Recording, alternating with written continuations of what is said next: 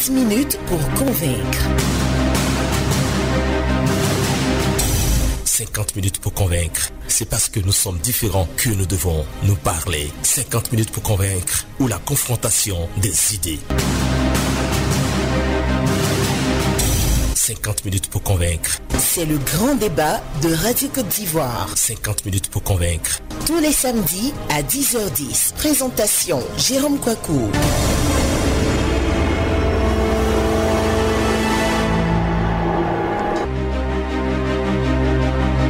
S'est réveillé le matin du 19 juin sous les eaux, notamment à Abidjan, la grande capitale du pays.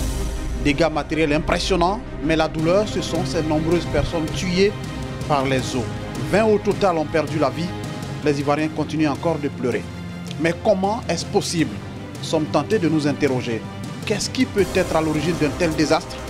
Pour en parler, je reçois sur ce plateau M. Eklou Ferdinand. Il est le chef de service prévision à la Sodexam. M. Eklou Ferdinand, bonjour. Bonjour, monsieur. À côté de vous, il y a M. Nguessan André. Lui, il est le directeur de la planification et de la mobilisation des financements à l'ONAD, l'Office national du drainage et de l'assainissement. Monsieur Nguessan, bonjour. Bonjour, monsieur. Un autre invité, monsieur Michel, président de l'ONG LAFED. Vous intervenez dans le domaine de la sécurité civile. Monsieur Michel, bonjour. Bonjour, monsieur. Et enfin, monsieur Nguessan Kouakou, lui est président de l'Union générale des consommateurs, toujours dans la société civile. Monsieur Nguessan, bonjour. Bonjour. Bonjour à tous, bienvenue donc dans cet autre numéro de 50 minutes pour convaincre. Régis Kofi réalise cette émission. La technique est l'affaire de David Yaoublé. Messieurs, parlons-nous sans complaisance et situons les responsabilités en espérant que les choses changent. Je voudrais commencer par M. Nguessan André, vous qui êtes de l'ONAD. Dites-nous, est-ce qu'aujourd'hui en Côte d'Ivoire, on connaît de façon précise les zones à risque? Nous connaissons de façon précise les zones à risque, mais nous voulons, dans un premier temps, avant d'aborder l'émission, nous incliner devant la mémoire des personnes disparues et nous associer à la douleur de toutes les personnes déplacées dues à ces événements pluvieux. Donc, pour revenir à votre question, il faut préciser qu'aujourd'hui, nous avons deux situations de zones à risque. Nous appelons zone à risque les sites où il y a des ouvrages et les sites qui sont potentiellement inondables lorsque ces ouvrages ne sont pas entretenus. Ça, c'est la première catégorie.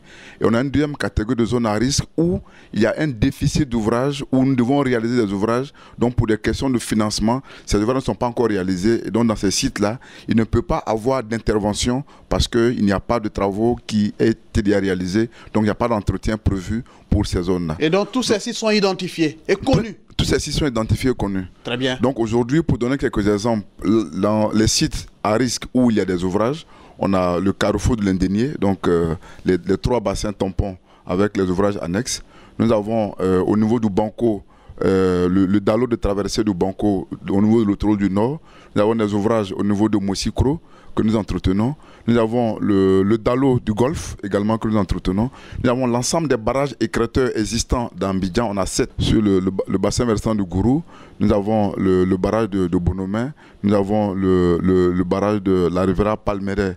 Donc nous avons un ensemble d'ouvrages que nous entretenons, que nous appelons ouvrages à risque parce que s'il y a un manque d'entretien, ces ouvrages pourraient constituer des risques majeurs pour les populations avoisinantes et même pour d'autres populations. À côté de ces ouvrages, nous avons d'autres ouvrages qui devraient être réalisés, des sites qui devraient bénéficier d'ouvrages, mais pour lesquels les ouvrages ne sont pas encore réalisés et donc sont des sites potentiellement exposés aux inondations.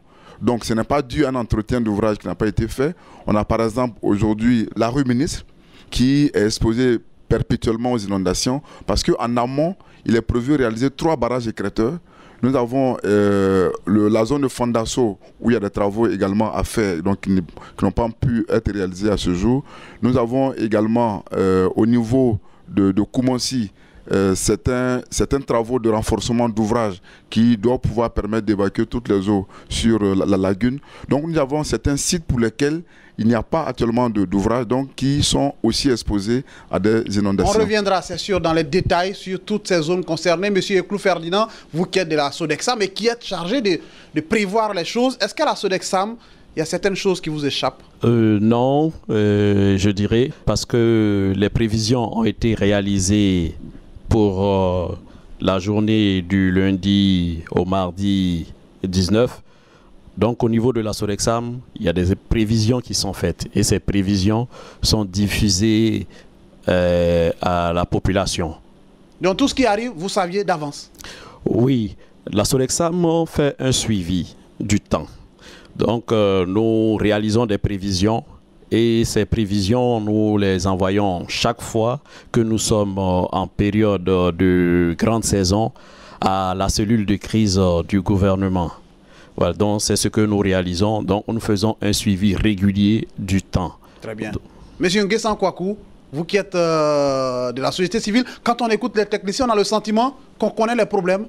Mais pourquoi il y a encore inondation? Vous vous posez la question aussi? Oui, avant de répondre à la question, je peux dire au nom des consommateurs et à toutes les familles qui ont perdu un membre. On se pose cette question. Les techniciens réunis, chaque fois, nous disent, et à toutes les réunions, il y a eu des prévisions. Il y a des zones qui ont été recensées. Il y a des zones à risque. On est en train de faire des projets. Nous allons faire des réalisations. Et à ce jour, rien. Il y a des plans d'urgence. On en parle. Pourquoi ces zones à risque, depuis fort longtemps, on ne fait pas d'ouvrage là-dessus? Et qu'on attende qu'il y ait toujours des morts comme ce que nous venons de voir. Pourquoi? On se pose toujours ces questions. Et il faut qu'aujourd'hui, les techniciens nous le disent. Pourquoi ces zones, jusqu'à présent, n'ont pas connu d'ouvrage pour qu'on puisse connaître à ce jour des problèmes, les mêmes problèmes qu'on a connus hier, qu'on revoit encore aujourd'hui. Alors il faut qu'on nous le dise. Très bien. C'est l'argent qu'il n'y en a pas, les moyens qu'on n'en a pas. Pourquoi? On rentrera dans le vif du débat. Merci. Tout à l'heure. Monsieur Michel, le temps pour vous qui êtes dans la sécurité civile, quand vous voyez la situation, est-ce que cela vous surprend? Parce que quand on écoute les techniciens, tout ça c'était prévisible, tout ça c'était prévu. Mais pourquoi on n'a rien fait? Vous pensez qu'on n'a rien fait? L'État fait beaucoup de choses, mais il y a beaucoup à faire. Et c'est un problème purement planétaire. D'abord, dans l'histoire de l'humanité, les inondations existaient. Et ça va toujours exister. Mais il faut se préparer à faire face. Quand on prend l'histoire de Noé, par exemple, et du déluge, quand on parle de déluge, on parle d'inondation. Donc on a toujours vécu avec les inondations. Mais essayons de voir un peu, de façon globale, le phénomène d'inondation. Quand on voit les causes réelles, les causes humaines indirectes. Le phénomène de gaz à effet de serre, par exemple. En Europe, que se passe-t-il? Les grandes usines qui sont en Europe ici, et jettent dans la nature ici le gaz. Et en contact avec le soleil, ça frappe les glaciers, qui sont des montagnes, les glaciers, et ça se fond, et ça veut dire que c'est de l'eau. L'eau cherche comment faire se jeter dans la mer. Et quand l'eau se jette dans la mer, une fois le niveau de mer augmente, et effectivement, il y a ce qu'on appelle changement climatique. Voilà le problème. Encore les pays africains, que se passe-t-il? Le problème de reboisement, ou de déforestation surtout. Ici, 50 ans, la Côte d'Ivoire va devenir un pays désert. Je me retourne vers M. Nguessan André. On a été habitué, quand on parle de quartier à risque ou zone à risque, on a été habitué aux quartiers précaires. Je parle de GESCO, je parle de Bruma-Côté ou de quartiers qui n'ont pas les infrastructures. Mais aujourd'hui, Cocody, la grande commune UP, est devenue aussi un quartier à risque. Comment on s'explique cela? Oui, merci. Je pense que nous sommes très heureux de voir le représentant de la Sodexam. Pour ce qui est arrivé le mardi 19, il faut dire que sur les 10 dernières années, parce que je vous informe que l'ONAD a commencé cette opération depuis 2014, mais les données qu'on a reçues sur les 10 dernières années, on a une pluviométrie mensuelle du mois de juin des 10 dernières années autour de 600 mm de hauteur d'eau. C'est-à-dire que durant tout le mois, qui est le pic en fait de la pluviométrie au niveau de la Côte d'Ivoire, le mois de juin, on a 600 mm de hauteur d'eau. Mais le 19, et ce sont les données que nous avons reçues de la Sodexam, on a eu sur la commune de Cocody 202 mm de hauteur d'eau.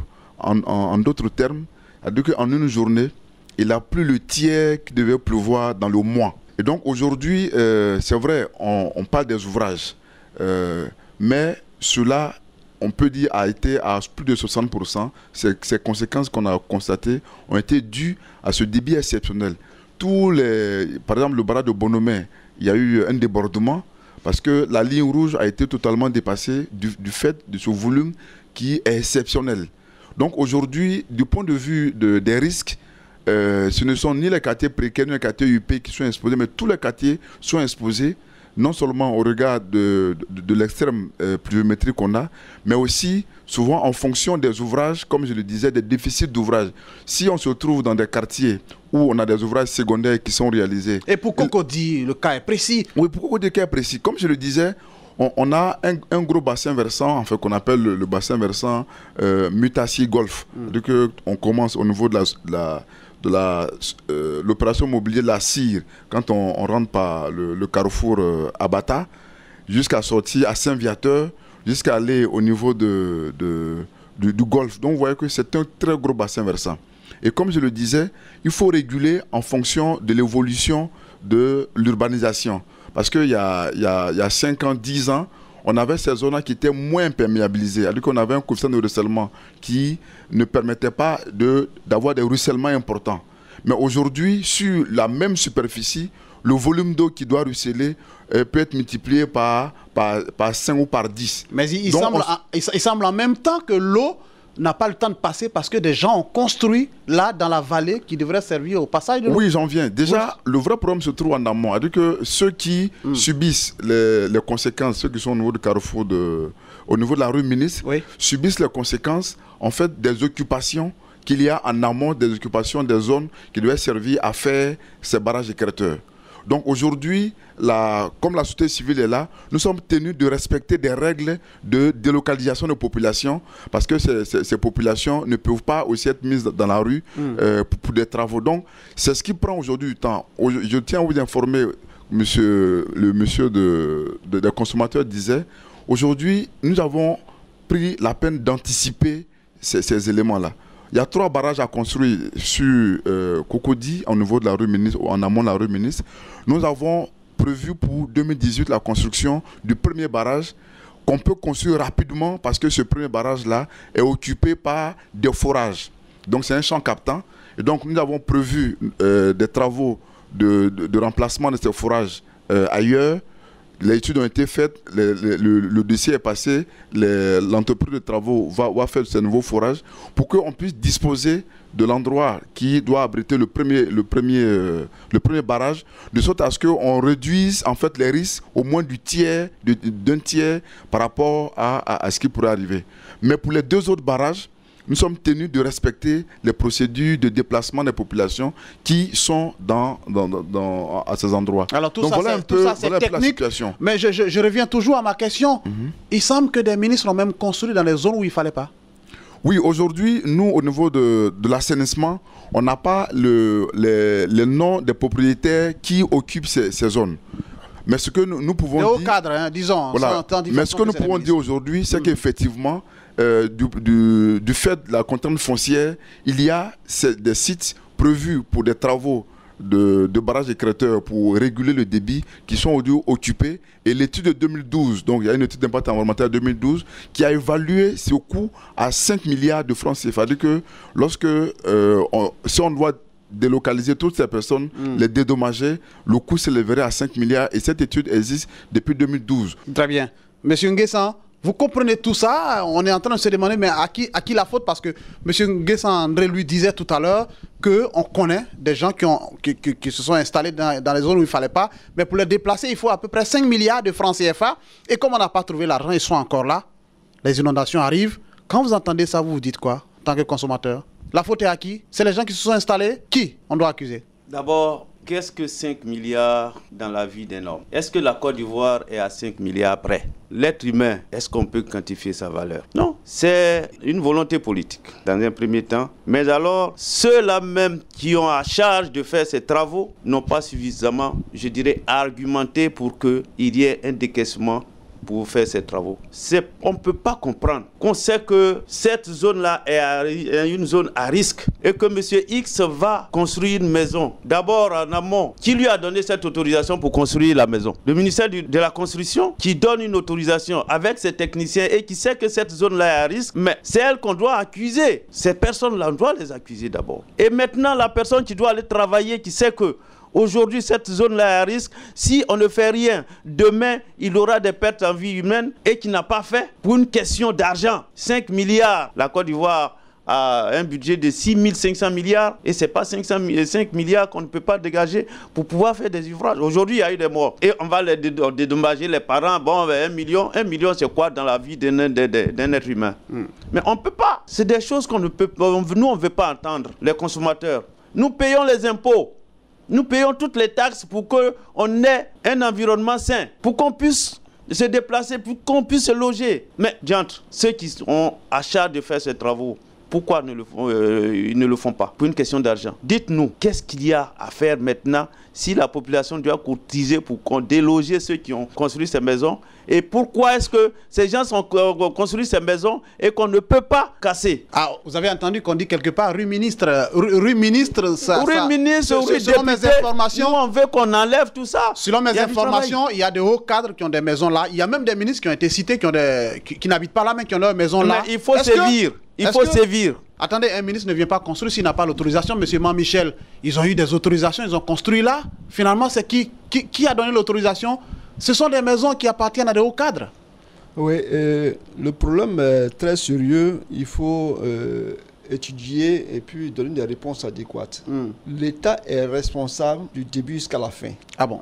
L'État est responsable. Il y a une légèreté en Côte d'Ivoire. Il y a du mensonge en Côte d'Ivoire. On ne dit jamais la vérité. Le ministre ne dit pas la vérité au président et le directeur ne dit pas la vérité au ministre. Parce que c'est un problème d'argent, le budget. C'est-à-dire, s'il y a des techniciens qui veulent faire des ouvrages, mais il faut tel montant faire les ouvrages. Mais les gens sont bien surfacturés pour grignoter de là-dessus. Les gains faciles en Côte d'Ivoire. C'est ce qui tue la Côte d'Ivoire aujourd'hui. C'est pas fait d'argent. Quand vous voyez, je prends un peu, il fait une enquête sur le café cacao par exemple. 1 franc pour 1000 tonnes, ça fait 1 million de francs. Et la Côte d'Ivoire est premier producteur mondial de cacao. Pas l'argent qui nous manque. Mais regardez comment les paysans vivent. Moi, j'ai fait le tour des ministères, le tour des communes. J'ai proposé des projets de convention. Nous, qu'est-ce qu'on fait? Nous sommes là pour appuyer l'État. Ce n'est pas un problème de moyens chez nous. Il suffit que l'État accepte de signer une convention avec nous. C'est comme une garantie. On fait venir des bailleurs de fonds. Si c'est 100 milliards, 200 milliards, 600 milliards, ils sont prêts à décaisser ça, à donner. On va arriver dans les propositions tout à l'heure. Mais pour vous, clairement, le responsable, c'est l'État. Ça, c'est l'État. Il n'y a pas autre chemin parce que l'État est grand dans la vie de la population. Parce que ce n'est pas choisi le plus court chemin quand vous dites non, c'est l'État. Au fait, quand on dit l'incivisme, mais l'incivisme, c'est au niveau de l'État d'abord, les chefs de service. S'il y a un budget et qu'on n'exploite pas à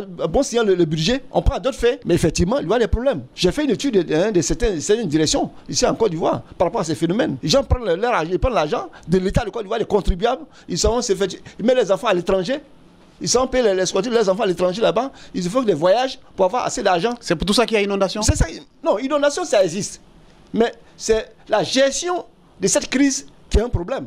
Et ça va toujours exister. La gestion de cette crise, je me tourne vers M. Nguessan André. Je vous prends un exemple clair. À Mosikro, une des victimes que nous avons eu la chance de rencontrer a perdu 3 membres de sa famille la même nuit, la nuit du 18 au 19. Sa femme, ses 2 enfants. Et il dit, depuis 2014, les autorités sont venues lui dire c'est une zone dangereuse, il faut quitter. Mais par faute de moyens, il est resté. Finalement, il y a quelques jours, il a perdu donc tous les membres de sa famille en une seule nuit. Quand on voit ça, on se dit quoi? C'est l'État qui n'a pas été assez ferme pour dire c'est dangereux, il faut quitter, mais il ne part pas, il reste. 4 ans après, il perd les membres de sa famille. C'est l'État qui n'a pas été assez ferme ou alors c'est lui qui n'a pas été responsable.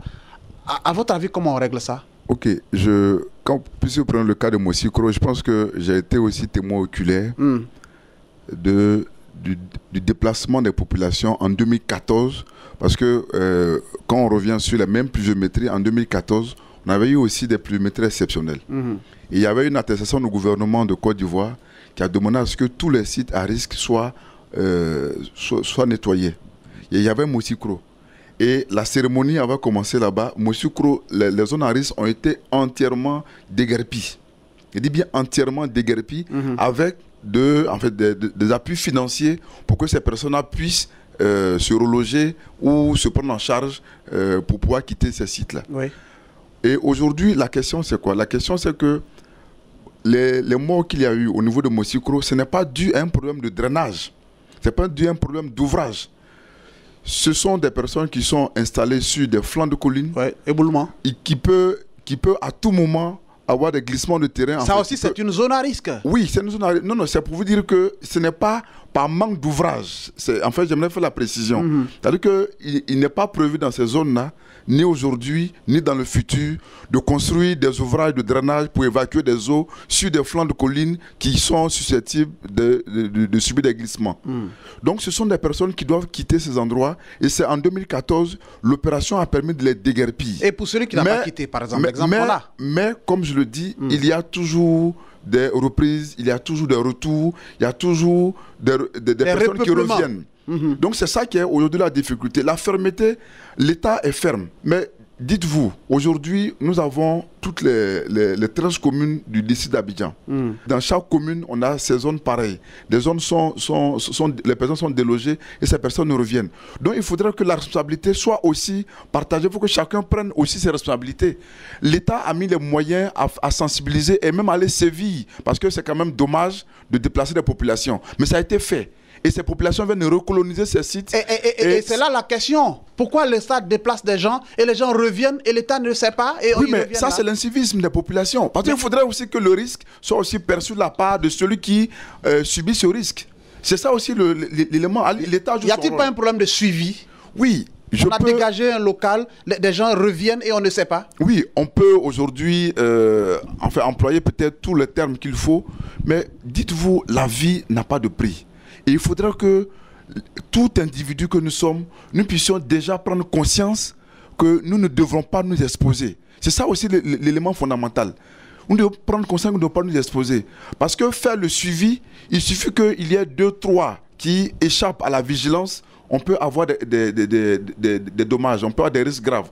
Donc il faudrait aussi que pour que cela soit complet, pour qu'on puisse avoir une prise en charge globale de la situation, l'État fait sa part, mais il faudrait aussi que l'intéressé puisse comprendre que pour son intérêt, il doit faire en sorte de ne plus revenir sur ces endroits. Donc pour vous, les responsabilités sont partagées? Sont partagées. Pour moi, les responsabilités sont partagées, puisque ce site précis a fait l'objet de déguerpissement, a fait l'objet d'indemnisation, de dédommagement pour les personnes qui ont été déplacées, mais ces personnes reviennent. Mais est-ce qu'en même temps, vous ne voyez pas qu'il y a aussi un problème d'argent? Parce que si à Mossi, quand vous dégagez les gens, à Cocody, vous dites il faut 5 milliards, donc comme on n'a pas 5 milliards, ils sont encore là.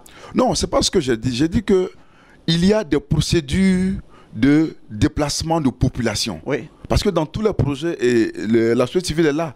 Si tu veux faire un projet, que la personne soit dans les règles ou pas dans les règles, tu ne peux pas jeter la personne dans la rue pour tous les projets de développement. C'est ça aussi, le respect des lois. On a le sentiment qu'à Mossi Kro, on l'avait fait facilement. On est arrivé, on a dégagé des gens, mais à Cocody, on le fait difficilement. Oui, mais à Mossi Kro, on l'a fait dans un premier temps parce que ce sont des personnes sont sur des sites qui ne sont pas des sites lotis, en fait, qui ne sont pas des sites aménagés.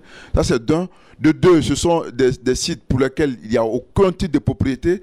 Et de 3, ce sont des sites qui sont extrêmement exposés. Parce qu'en fait, c'est peut-être par comparaison extrêmement exposés. Sauf que là, il y avait plus de morts à Cocody que là-bas. Dans la situation actuelle. Où ça? Dans la nuit du 18 au 19, il y avait plus de morts à Cocody qu'à Mossi Kro. Oui, mais c'est ce que je dis. Mais aujourd'hui, je tiens à vous dire que si ces premières opérations de déguerpissement n'avaient pas été faites, on serait peut-être aujourd'hui à des situations plus dramatiques. Donc, la responsabilité aujourd'hui est partagée par rapport à ce que chacun doit pouvoir prendre en compte, le risque qu'il court vis-à-vis de l'action que l'État fait en sa faveur. Très bien. Avant de continuer, petite question de compréhension. Est-ce qu'à Cocody, ceux qui ont construit dans la vallée, ils ont des titres de propriété? Oui, certains ont des titres de propriété. Ils ont des titres de propriété? Oui, certains ont des titres de propriété.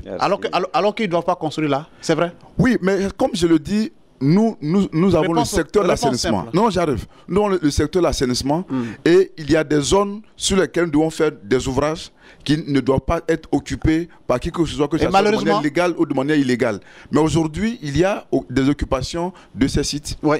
Et ils ont des papiers en bonne et due forme. Certains, pas tous. Monsieur Guessan, je vous vois, vous voulez réagir, allez-y. Oui, mais ce que je voulais dire, c'est que j'ai mal quand j'entends certaines choses. On a un gouvernement et le gouvernement doit être fort. Vous chassez des gens. Est-ce que, en langage terre à terre, déguerpissement, là, ça veut dire chasser. Vous les avez chassés. Pour dire que cet endroit n'est pas bon. Et ces personnes viennent recoloniser ce secteur. Et vous laissez faire. Il y a une complicité quelque part. C'est parce que vous n'avez pas été fort. Il y a une brigade au sein même du ministère de la Construction. Et cette brigade-là est là pour ce travail. Nous avons nos moyens ici. La police, la gendarmerie qui font le même travail. Il y a la mairie qui est là.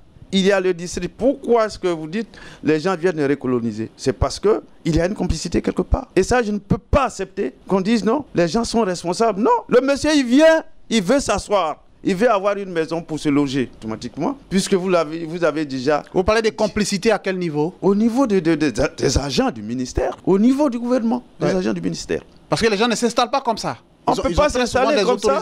Non, tu ne peux pas t'installer sans autorisation. Déjà même, tu t'es installé clandestinement. Le ministère est venu dire que cette zone est à risque, sors. Il a pu te faire sortir et puis tu restes. Là, vous accusez. Oui, j'accuse le gouvernement. Le laxisme, le laisser aller, effectivement. C'est un peu ça. Et j'ajoute que quand ils ont fini avec Mosikro, parce que c'est une zone comme ça, ils ont dit que c'est une zone à risque. Ouais. Et à la Riviera, monsieur le responsable vient construire sa maison. D'abord, pourquoi on lui a donné une autorisation de construire une zone à risque? On ne peut pas lui donner une autorisation. Si maintenant... Et lui, on ne peut pas casser sa maison aussi facilement. Et lui, on ne peut pas casser sa maison parce que monsieur, il est directeur. Et non, c'est pas possible. Pourquoi 2 poids 2 mesures dans la même ville? Je ne suis pas d'accord. Vous êtes responsable de ce qui se passe aujourd'hui parce que vous avez contribué. Vous avez été faible, il faut sévir. Il y a une loi pour tout le monde. Il n'y a pas une loi pour le ministre, il n'y a pas une loi pour le manœuvre. Ouais.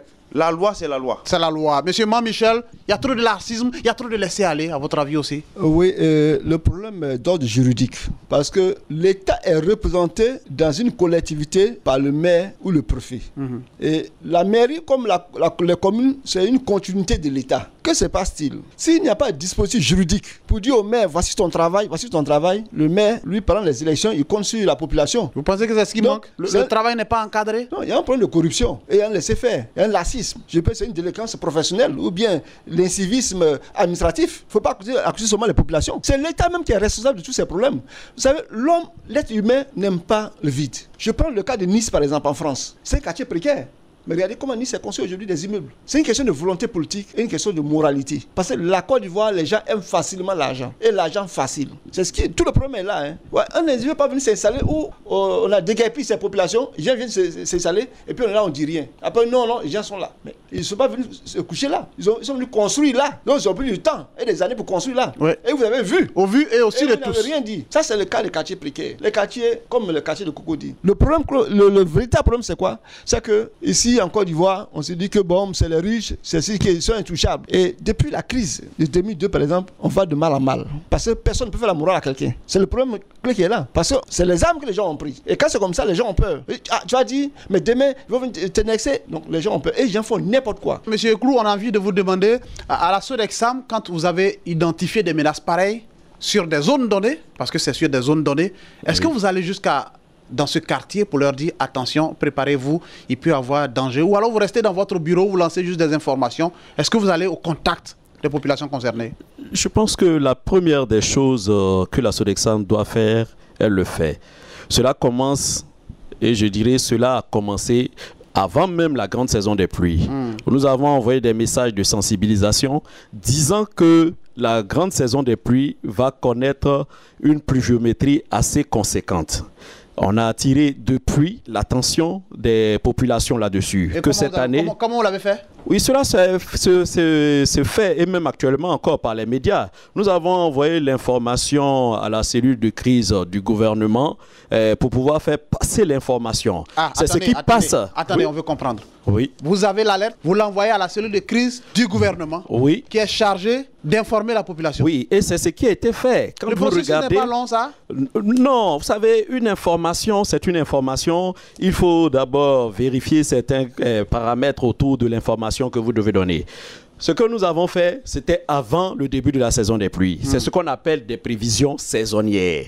Vous voyez, ces prévisions saisonnières vous donnent une idée. Vous n'êtes pas encore au jour où les choses pourront se dégrader, oui, ou bien vont s'accentuer, mais vous avez des signes au niveau des paramètres atmosphériques qui vous disent que cette année, voilà ce qu'on peut avoir au niveau des prévisions.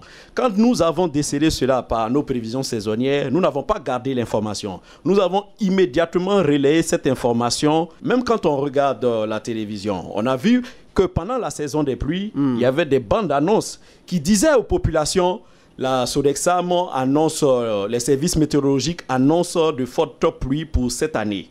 Donc, on estime que le message a été passé. Voilà. Et maintenant, c'est un peu aussi aux populations de faire attention. Lorsqu'on vous donne un message d'alerte, tout le monde doit rester vigilant. Donc, ce n'est pas de votre ressort de vous déplacer dans les quartiers ou les communes concernées pour donner l'information de façon générale. Ce n'est pas de votre ressort. Oui. Vous savez, les choses sont bien définies au niveau du pays. Il faut qu'on comprenne tout ça. Voilà.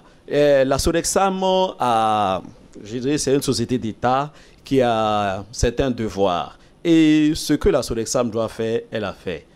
Et ces informations, nous les avons fournies à l'organe de l'État qui doit se charger. Donc on devrait être très heureux de vous avoir ce matin, parce que vous avoir directement... C'est parce qu'il y a crise que vous parlez maintenant. Non, ce n'est pas parce que ce n'est pas parce qu'il y a crise que nous parlons. Mais si vous regardez, nous organisons à chaque fois des séminaires et autres où on explique aux populations ce qui va se passer. Ce n'est pas la première fois depuis il y a plus de 3 ans qu'à chaque fois nous médiatisons ces informations. Je sais que vous êtes très disponible. On vous connaît pour ça. Vous avez été très sollicité. Oui. Vous concernant, vous avez été très ouvert. On va poursuivre parler à M. Nguessa André. Maintenant, que faire? Tout ça, c'est arrivé. Le problème, c'est de faire en sorte que cela n'arrive plus. Qu'est-ce qu'on va faire dans l'urgence? C'est vrai, le président de la République a annoncé 2 milliards de francs CFA. Est-ce que dans les 2 milliards, vous avez une part qui devrait servir donc à régler les problèmes? Oui, nous-mêmes, c'est pas que faire. Qu'est-ce que nous avons fait avant la saison des pluies? Je vous donne un peu la stratégie de gestion de la saison des pluies que nous avons mis en place depuis 2014. La première action, nous avons ce qu'on appelle une opération pré-saison des pluies qui consiste à curer l'ensemble des ouvrages dans, puisqu'on parle d'Abidjan, dans le district d'Abidjan, en lien avec les communes et la SODECI qui est le fermier sur les ouvrages, certains ouvrages d'assainissement. Donc ça a été fait de janvier au mois d'avril. Donc chaque année, nous faisons cette opération pré-saison pour que les ouvrages aient la capacité, soient propres pour pouvoir accueillir les eaux de pluie. Première action. Deuxième action, on a l'entretien des ouvrages primaires de drainage. On parle d'ouvrages primaires de drainage, ce sont les ouvrages les plus importants en termes de capacité d'évacuation, en termes de capacité de rétention. Donc, ces ouvrages primaires de drainage, donc j'avais cité notamment par exemple le carrefour L'Indénié, au niveau du Banco, l'ensemble des barrages écrêteurs au niveau d'Abidjan. Ça aussi, nous avons des entretiens pluriannuels. Donc, chaque année, et à toute saison, nous avons des seuils qu'on ne doit pas dépasser. Apparemment, ce n'est pas suffisant. Nous faisons des entretiens. Non, on le fait. Nous faisons ces entretiens. Troisième chose, pour cette année, pour dire que ce qu'on a déjà fait, aujourd'hui, par exemple, on avait un problème majeur au niveau du canal d'Anoumambo, le grand canal d'Anoumambo, qui faisait que tout le quartier de Koumansi et de Marcory était pratiquement inondé. Ça fait 5 km de canal. Et aujourd'hui, nous avons curé 3 km pour qu'ils puissent avoir, les communes de Koumansi et de Marcory ne soient pas inondées. Ces communes n'ont pas été inondées. Et ces travaux-là doivent se faire sur 12 mois pour que nous puissions curer tout ce canal. Les actions également que nous faisons, nous curons l'ensemble des cuvettes qui sont susceptibles de pouvoir déborder. Et ça, nous avons curé Bonomé. Ouais. Et aujourd'hui, la chance qu'on a eue, c'est que Bonomé a été curé 1 mois avant le début de la saison des pluies, 1 mois avant juin. Donc ça a été enlevé, on a donné de la capacité de sorte à ce que l'ouvrage ne puisse pas... heureusement, ça heureusement, oui, non, heureusement.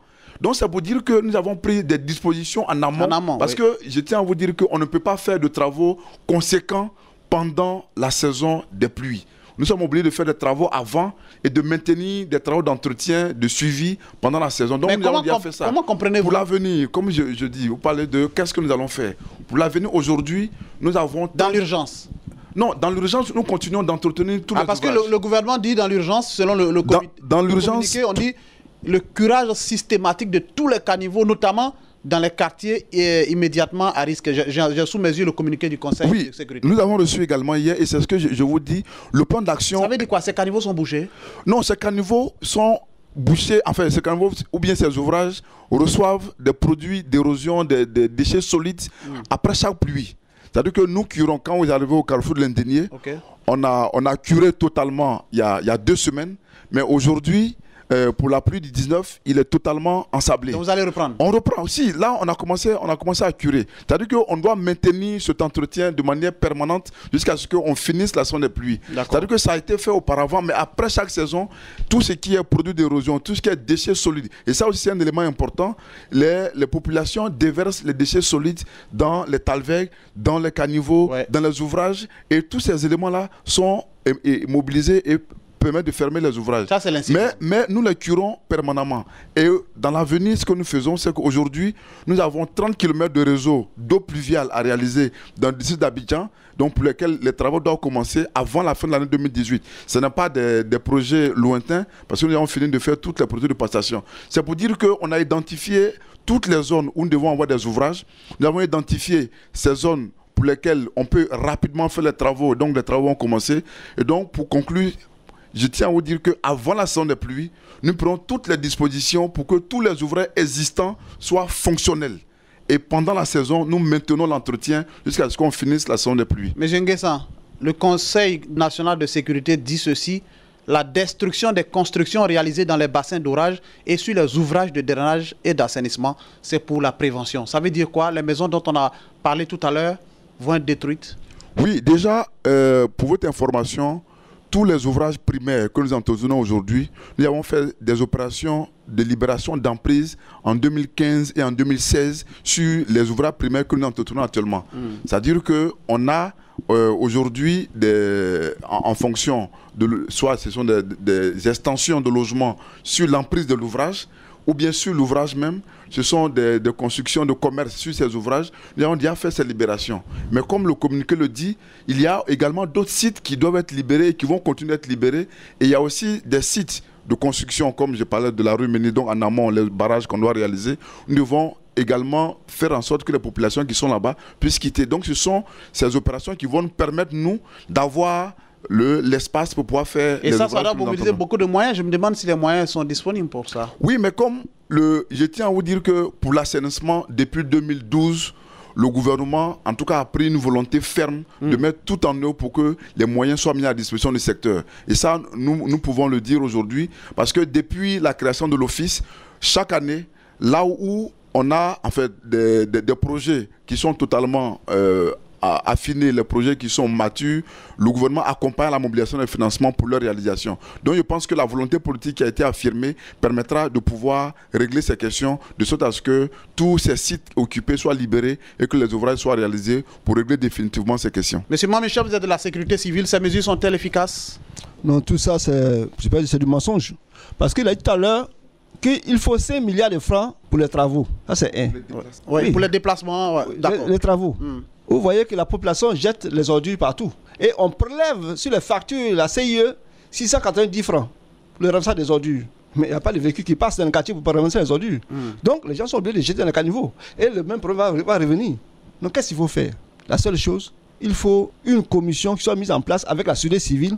On va leur donner des moyens qu'il faut. Mais le Conseil national de sécurité doit faire un suivi et une évaluation. Parce qu'il faut que le Conseil national de sécurité soit vraiment fortement impliqué. Ce n'est pas une question d'État, chanter l'État. Puis quand il y a décès, on vient à la télévision, on dit oui, bon, il y a mort, c'est l'incivisme. Mais s'il y a l'incivisme, qui a créé l'incivisme? C'est l'État lui-même. Si on prélève sur les factures CIE 690 francs pour toute la Côte d'Ivoire pour ramasser les ordures, et il n'y a pas de véhicule pour ramasser, qui est responsable? Ils vont jeter les ordures où? Ils vont dormir les ordures à la maison? Non, pas du tout. Nous n'accusons pas les populations. Donc, il y a un véritable problème. Il faut un grand travail à faire, il faut assez de moyens. Et l'État ne peut pas tout faire. Il faut associer la société civile. Et ce n'est pas le cas en ce moment, vous pensez? Non, moi j'ai fait des propositions au ministère, même au ministère de l'Environnement. Faire venir des bailleurs sans frais de l'État. Ils ont refusé, ils ont mis le dossier de tiroir. J'ai fait le tour de tous les ministères. Vous avez proposé quoi? J'ai proposé par exemple envoyer des bailleurs de fonds et des investisseurs pour acheter les ordures ménagères. Parce qu'on peut faire des gaz avec ça. Mais ils ont mis dessus dans un tiroir. Comment organiser la collecte des ordures sans frais de l'État? Mais ça ne les arrange pas. Parce qu'il y a un budget qui est là, il faut grignoter le budget. Et ça crée d'autres problèmes. Si aujourd'hui il y a inondation, il y a ceci, cela, mais si le caniveau, même ce qu'on a déjà, c'est bouché, on fait comment? On parle de sachets plastiques. Mais et les bouteilles, des sujets qu'on voit, il y a l'eau qu'on boit, on jette où? C'est la même chose. Donc il faut une gestion. Gérer, c'est prévoir. Si tu gères une admission, tu gères une famille, il faut toujours prévoir. Mais l'État ne peut pas tout faire. Et c'est impossible. Mais il faut associer la société civile. Qu'ils veulent ou non. Vous avez le sentiment qu'on ne vous écoute pas? Non, on ne nous écoute pas. En fait, ils voient la vérité en face, mais ils ne veulent pas nous écouter parce qu'en nous impliquant, il y a une transparence dans la gestion. Ils ne sont pas prêts. Monsieur Nguessan Kouakou, société civile, 2 milliards dans l'urgence pour régler tout ce qui est pressé. En même temps, on dit qu'il va falloir poursuivre les travaux pour que les choses se règlent. Pour vous, c'est un début de solution? En matière d'assainissement, 2 milliards, c'est rien, absolument rien. Ça, c'est pour l'urgence. Pour l'urgence, je ne vois pas ce qu'on va faire. Parce que là, M. Nguessan l'a dit tout à l'heure, il faut déguerpir la rue une zone. Pour une zone, il faut payer 5 milliards pour que les gens partent. Mais tant qu'ils ne sont pas partis, quel genre d'ouvrage il peut vous faire par là? Et puis, on va nous dire qu'il faut dégager 2 milliards pour les travaux d'urgence. Quel travail d'urgence qu'on va faire en ce moment précis? Nous contribuons. Chaque 2 mois, nous payons de l'argent pour l'assainissement au niveau de la SODECI.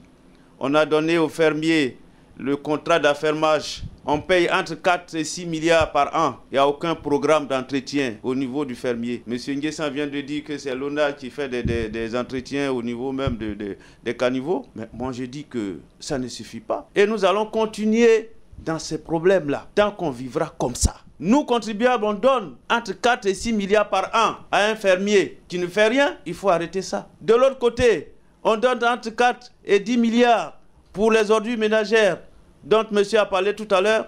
Il n'y a rien qui se fait. Alors, il faut changer toute cette politique-là. Donc, les travaux d'urgence, je ne vois pas quel travail d'urgence qu'on peut faire maintenant avec 2 milliards en cette période. Maintenant, nous sommes en période de pluie. On va envoyer 2 milliards. Voilà, monsieur le technicien qui est... Ça va permettre de libérer les caniveaux, comme il a dit tout à l'heure. Non, des actions ponctuelles, nous, on n'en veut plus. Parce que ça n'a aucune... Ça ne donne pas de solution. Il faut des actions qui vont durer dans le temps. Ça ne peut pas, ça ne peut pas. Il faut des actions qui continuent dans le temps. On ne peut pas.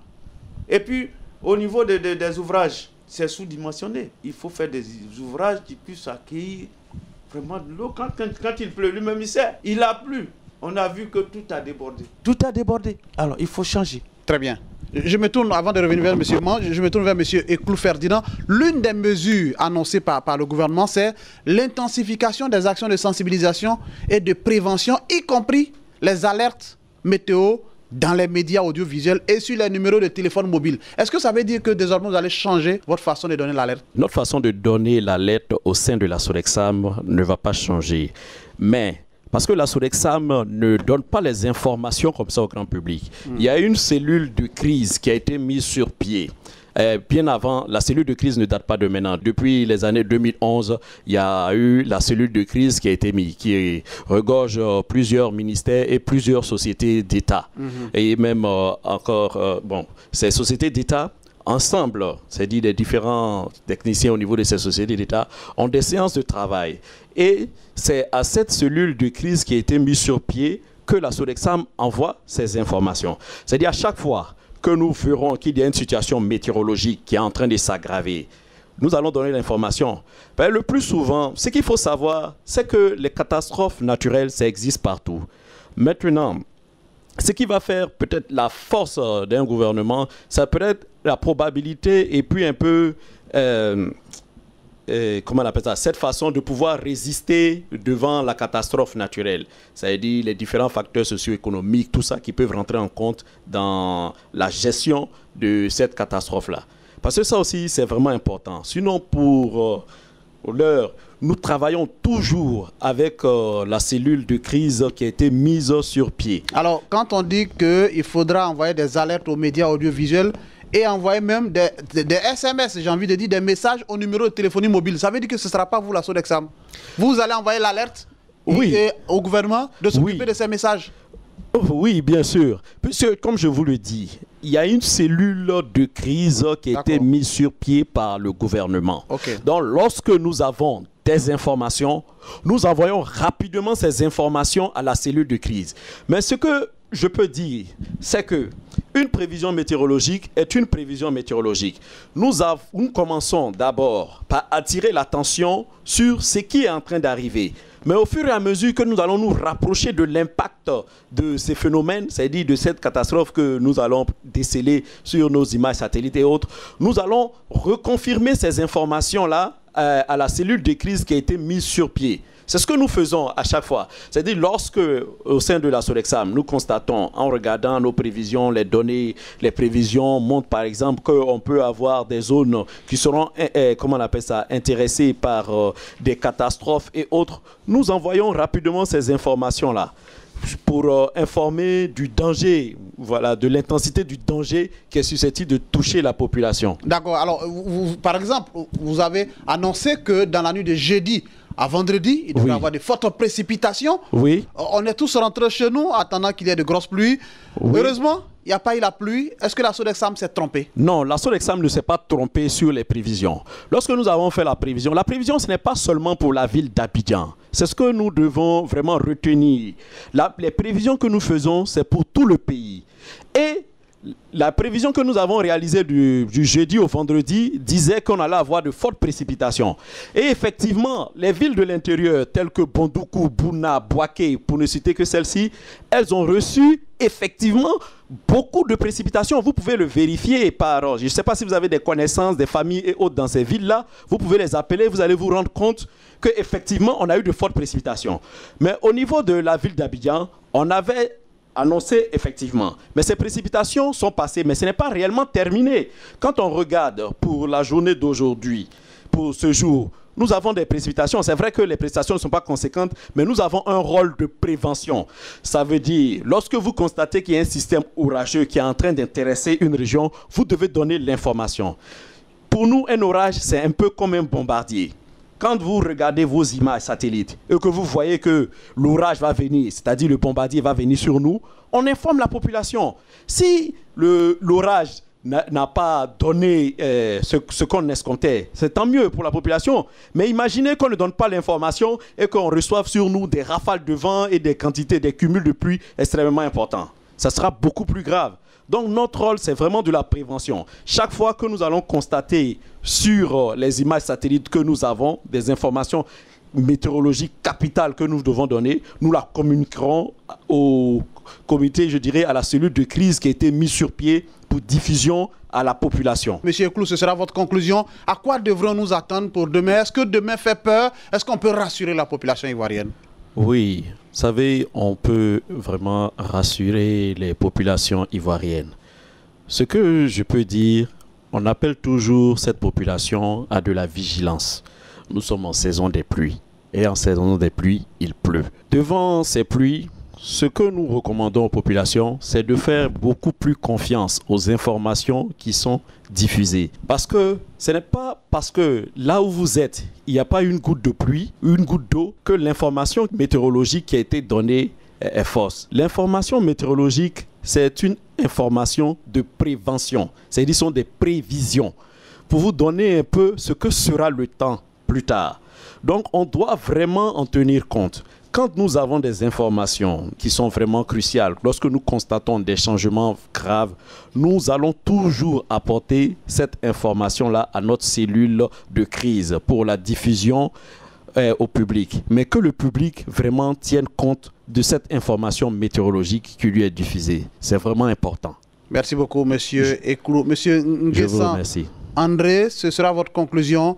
Vous vous occupez de tout ce qui est assainissement et drainage. Est-ce qu'on peut dire aux Ivoiriens, tranquillisez-vous, demain sera meilleur? Oui, je pense qu'aujourd'hui, nous pouvons rassurer la population parce que nous avons été créés pour être le bras séculier de l'État en matière d'assainissement et de drainage sur l'ensemble du territoire. Et nous rassurons aujourd'hui la population pour dire que là où il y a les ouvrages, nous allons continuer et maintenir l'entretien en tout temps de ces ouvrages. Et donc je pense que pour tout ce qui est entretien, nous faisons ce travail. Et pour les infrastructures à venir à réaliser, les infrastructures qui doivent être réalisées en fonction des moyens mis en œuvre, nous recherchons aussi d'autres moyens pour pouvoir aller à équiper petit à petit l'ensemble des communes de sorte à ce que nous puissions régler ces problèmes. Donc pour conclure, je pense que toute la Côte d'Ivoire doit compter sur l'Office national de l'assainissement et du drainage du point de vue déjà de l'entretien de tous les ouvrages qui existent et par rapport à tous les projets d'extension des réseaux de sorte à pouvoir améliorer la situation de drainage au niveau national. Merci beaucoup, monsieur Nguessan André. Je rappelle, 50 minutes pour convaincre pour ce jour. Nous avons échangé sur les inondations répétées. À qui la faute? On a épilogué et on a pu avoir des éléments de réponse. Merci à M. Eklou Ferdinand, chef de service prévision à la Sodexam. Merci à M. Nguessan André, directeur de la planification et de la mobilisation des financements à l'Office national de l'assainissement et du drainage. Merci aussi à M. Michel, président de l'ONG LAFED, qui intervient dans le domaine de la sécurité civile. Et enfin, Nguessan Kouakou, président de l'Union générale des consommateurs. Merci de votre fidélité à Radio Côte d'Ivoire. À très vite. 50 minutes pour convaincre.